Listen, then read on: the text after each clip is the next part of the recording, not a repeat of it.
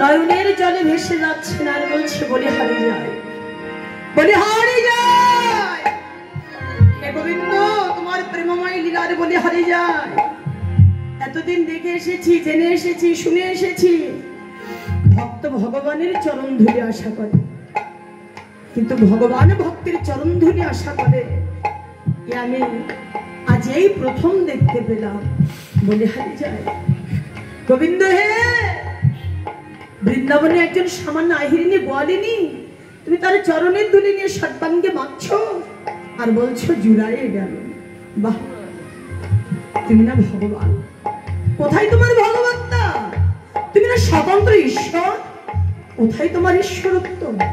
তুমি না মহাবিরাট। কোথায় তোমার বিরাটত্ব? একজন আহিরিনী গোয়ালিনীর প্রেমে পড়ে তুমি ঈশ্বরত্বকে বিদায় দিয়ে দিয়েছো। বাহ, আমি স্বচক্ষে না দেখলে বিশ্বাস করতাম না তুমি প্রেমের কাছে এত দুর্বল। ভাগবত বললেন ভগবান শুধুই প্রেমেই দুর্বল, আর কোথাও নয়। ভগবান ভক্তের বিশুদ্ধ প্রেম ভক্তির কাছে তার কোনো শক্তি কাজ করে না। ভগবান সব শক্তি হারিয়ে ফেলেন, শক্তিধর হারিয়ে ফেলেন তার সমস্ত বিরাটত্বের গৌরব। আর এটাই হচ্ছে ভগবানের প্রেমে লীলা। প্রেমে লীলার কাছে ভগবান দুর্বল, কিন্তু ঐশ্বর্যের কাছে ভগবান দুর্বল হয় না। রাধে রাধে।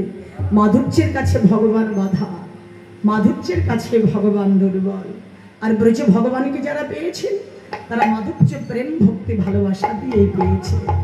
যাদের ভালোবাসার মাঝে কোনো আত্মসুখ ছিল না, যাদের কোনো চাওয়া পাওয়া ছিল না, এইরূপ ভালোবাসা তারা দিতে পেয়েছিলেন, তাই তারা ভগবানকে কেউ পেলেন পুত্র রূপে, কেউ পেলেন সখা রূপে, কেউ পেলেন পতি রূপে। এই ভালোবাসাটুকু আমরাও যদি দিতে পারি তাহলে আমাদেরও হয়তো আশা থাকবে কোনো না কোনো একদিন গোবিন্দকে আমার। রাধে রাধে। সখী রে, কি বলবো, তবে বধূর সঙ্গে আজকের প্রীতি নয়, শিশুকাল হইতে বধূর সহিতে পরাণে পরাণে। আরে শিশুকাল হইতে বধূর সহিতে পরাণে। সখীরে কি জানি কি নাকি আমি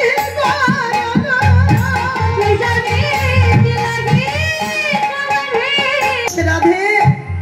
দুঃখ করো না, চাইছো প্রাণ যেখানে একটি, দেহ দুটো হলো কেন? তবে বিনোদিনী, তোমার আশা পূরণ হবে।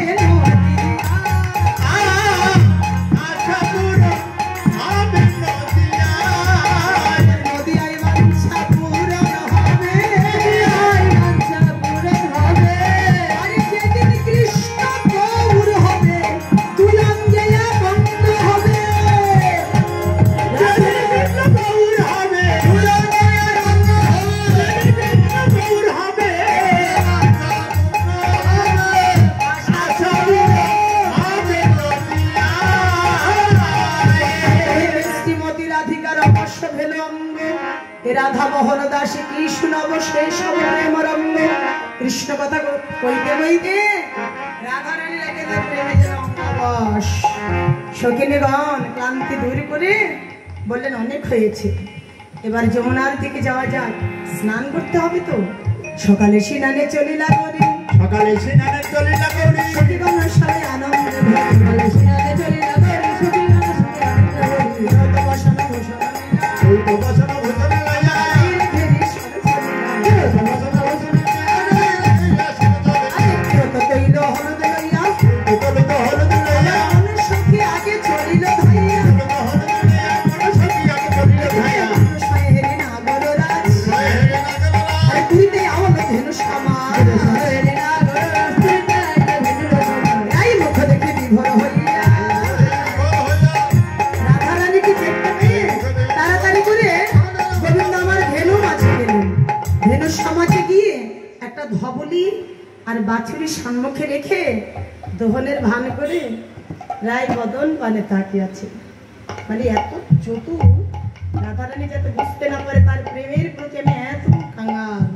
হ্যাঁ, এই চতুর শিরোমণি দোহনের ভান করে রায় বদনে তাকিয়ে আছে, কিন্তু বদনখানি দেখতে গিয়ে কি হলো, দোহন ভাণ্ড পড়ে গেছে।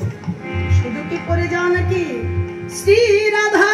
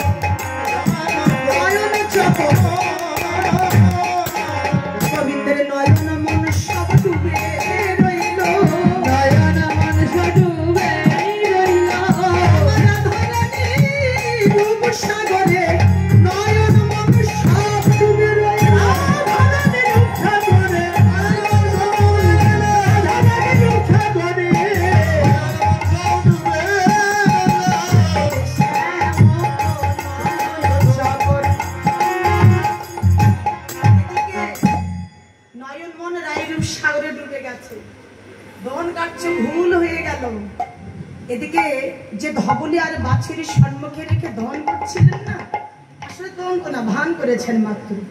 ধবলি বলছে আরে কিসের দুঃখে এখানে থাকি, উনি এমনিতে আমাকে কাছে রেখে রাই বদন দেখছে, এখানে আমি থাকবো।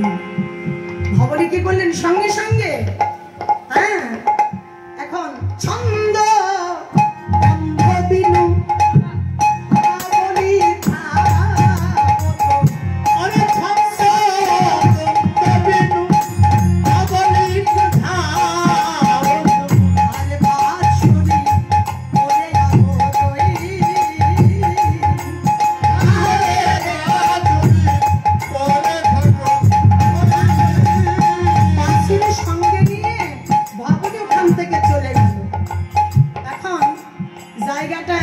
শূন্য করে আছে। গোবিন্দের সঙ্গ কে না চায়, একটা ধবলি ধবল শূন্য জায়গা পেয়ে দৌড়ে এসে গোবিন্দের কাছে দাঁড়িয়েছে। হ্যাঁ, গোবিন্দ অমনি এই ধবলকে দমন শুরু করে দিয়েছে। শূন্য হি দোহ তোমরারি, আরে ঝুটো হি অঙ্গলি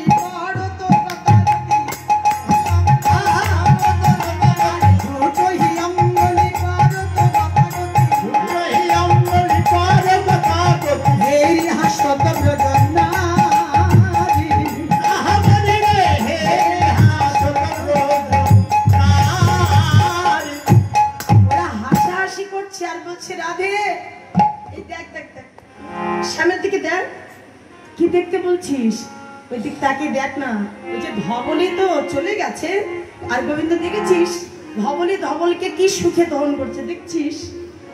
রাধারানী বললে কি আশ্চর্য, এ নিয়ে তোরা হাসাহাসি করছিস। একটা কথা বলি এখন শোন, এতদিন এতকাল এই বৃন্দাবনে দুধের অভাব ছিল, কিন্তু আজকে থেকে দেখবি এই ব্রজে আর দুধের অভাব থাকবে না।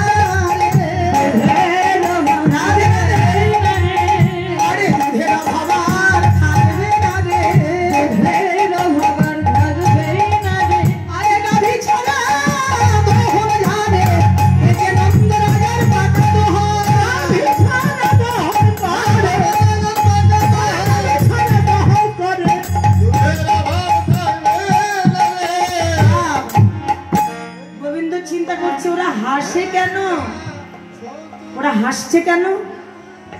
ও, আমি তো ছাদন না দিয়ে বিনা ছাদনে দহন করছি, তাই হাসছে। এবার গোবিন্দ কি করলেন? হ্যাঁ, লাজ হি লাজ, হাসি দুটি কুঞ্চিত, পুনঃ সেই ছন্দ হিডোর। গোবিন্দ মৃদু হাসছেন আর লজ্জায় মাথা নত করে ধবলি ধর্মে ধবল পায়ে ছন্দহী গোবিন্দ দাস হেরি। গোবিন্দ এবার মৃদু মৃদু হাসছেন আর ওই ধবলের পায়ে সাধন দিচ্ছে, এখনো দেখে না। ব্রজাঙ্গনাগণ দেখতে দেখতে বলছেন, এই যে ও নাগর, আরে তুমি কাকে ছাদন দিয়ে দহন করছো? বলছে কেন? আমি ধবলিকে ছাদন দিয়ে, আমি তো ধবলিকে দহন করছি। আরে না না, ভালো করে তাকিয়ে দেখো তুমি কাকে ছাদন দিয়েছো। শ্যামনাগর তাকিয়ে দেখলেন, আরে ধবলি তো নয়, এই যে ধবলের ধবল, ধবলের পায়ে ছাদন দিয়ে গোবিন্দ দহন করছেন। আমাদের গোবিন্দ দাস ব্রজলীলার আগে প্রান্তে দাঁড়িয়ে বললেন, আরে অনুরাগের এই তো ধারা,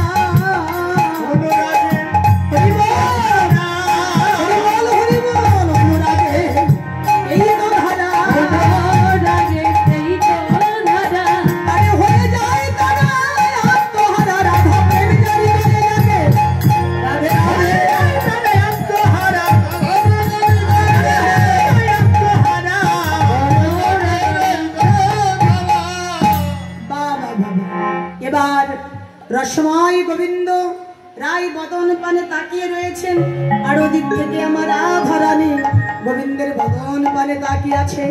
দুজন দুজনকে দেখছেন দূর দূরান্তর থেকে, হ্যাঁ অনেক দূর থেকে রাধারানী গোবিন্দের দিকে তাকিয়ে আছে। দেখতে দেখতে এবার নয়নে নয়নে মিলন হলো।